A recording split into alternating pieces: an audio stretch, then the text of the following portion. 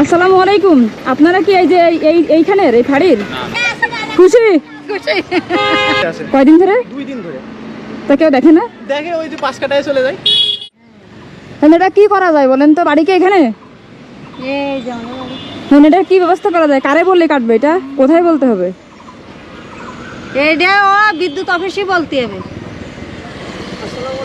ওয়ালাইকুম আসসালাম। হ্যাঁ, ভালো আছেন?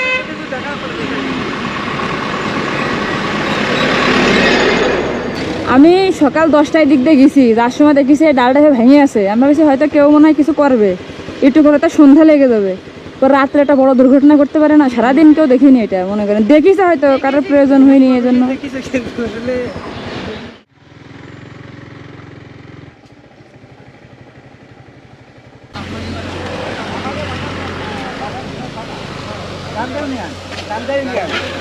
হ্যাঁ ভালো ভাই।